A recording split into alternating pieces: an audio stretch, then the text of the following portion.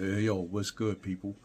Welcome to another episode of the Stock Market Today, where in today's episode, I'll be expressing my views and opinions about 401k. Are they good? What are the advantages? Are there any disadvantages? We're going to get right into this. But first, do know I am not a financial advisor. Anything I say in this video should not be taken for investment advice. This is merely my opinions based on my life's experiences. Let's get to it. All right, first off, are they a good write-off for an employee? Now, it is my opinion that they are a good write-off, but not necessarily for the employee. I believe that the advantage goes to the employer. Now, check out this video from an employer. Thoughts on the 401k versus other alternatives out there? Well, first we have to take care of the myths. What a 401k is, what it is not. Number one, a 401k is not a race, so it's not a marathon on a holiday. A 401k does not mean you're going to have $400 to $1,000 sitting in a retirement account. So a 401k is a tax code. And if you go to the history of it, back in the day, there were these things called pension. The real name was defined benefit plans. That's where the saying goes, get the job, get the benefits. Very expensive to run, though. Not very cost effective. And with the baby boomers retiring, there's too many people retiring, which means there's too much money going out, not enough money coming in, which is the same issue with Social Security. So these companies in the 70s, when taxes were at a high, so we have to come up with this whole strategy of, we got to pay less, Tom. We got to pay less taxes. No, we're making too much money. I got an idea. We're going to do something for us, and we're going to sell it to the public. We're going to call it a defined contribution plan. Ooh, that sounds good. That word just sexy. Contribution plan. Here's what's going to happen. We're going to offer these accounts to our employees, and we're going to put their money into stocks and mutual funds. Charge them all these fees they have no idea about. We don't even know who's watching the account. We're just going to call these, contribution plan. We're going to put some of our money into their account for them to contribute. We write it off our books, so we pay less in tax. They just defer it. So we pay less. They take all the risk. There's no more guaranteed income, no more predictability. They take all the risk and the fees, and we just shift the risk from us to them. That's called your 401k. So a 401k is actually a salary reduction plan for highly paid executives, not even a pension replacement. So it's my retirement. Does your 401k protect you from long? No. Does it give you long-term care? No. Does it guarantee an income? No. How's that retirement? And have you ever asked, why is it the only thing they push? So it's not in the employee's best interest. So as you see, it may sound like a good idea, but sure as water's wet,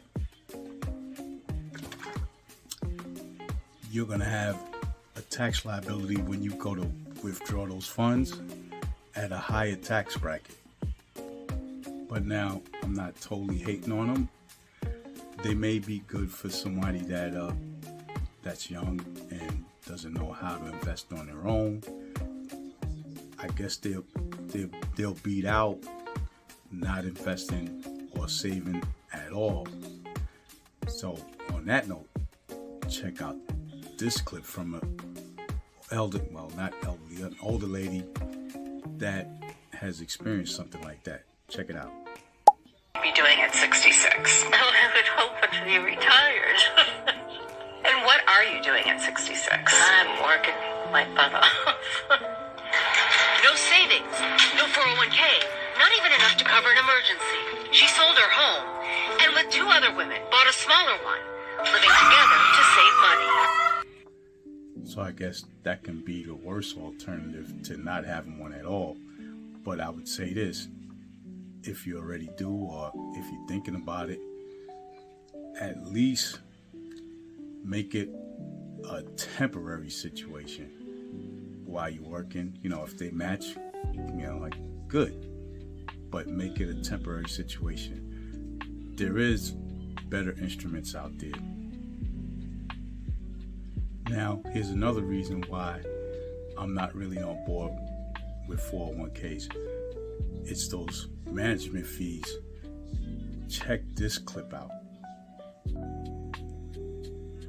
I'm talking about automatic investing. I'm talking about how much you pay a financial advisor. You know how many people are paying a financial advisor 1%, thinking that, that doesn't sound like that much. But if you actually calculate the math, 1% every year means that over the course of your life, you will pay about 28% of your entire lifetime returns in fees. And now, after you worked all these years, you go to withdraw the funds from your 401k, you're going to have heavy associated fees. Then at some point you're going to have a required minimum distribution, or RMD.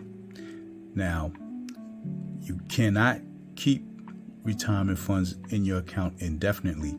You'll generally have to start taking withdrawals from your IRA, simple IRA, SEP IRA, or retirement plan when you reach 73. As you can see, that is not theory, that is from the Internal Revenue Service. So what's a better plan in my opinion? A Roth IRA. Now again, this is from the Internal Revenue Service. As far as the Roth IRA goes, you're not required to take withdrawals from Roth IRAs or designated Roth accounts in a 401k or 403b plan while the account owner is alive. Now, both Roth IRA and traditional IRA, they do have some similarities. One of them being that you can withdraw from either one of them without a penalty at the age of 59 and a half at the time of this recording. As you can see, 59 and a half is correct according to Fisher Investments. Now, one drawback to that is if you open a Roth IRA and contribute to it, you're going to have to do your own research and your own investments, whereas a job, a 401k, they do all that for you. But again, like I said earlier, it's my opinion that you should want to learn how to do this on your own so that you don't have to pay someone to do it for you. Now, paying someone to do it for you is just like gambling. I don't really believe that these companies have your best interest at heart. Now, they're supposed to be, or I should say they're supposed to have a fiduciary interest in you, the investor, but I'd rather do it myself. But as I said in the beginning of this video, I am not a financial advisor. Do your own due diligence before making an investment in the stock market or anything else. I hope that this video was enlightening. I hope you learned something. I hope it was helpful. If I added value to while you observed this video, I have a link in the bio for Robinhood. If you're interested, feel free to click. You can do it on your own. You can use another company, but it would help me. I would really appreciate it. If you liked the video and it was helpful, please like, share, subscribe. Till the next video, peace.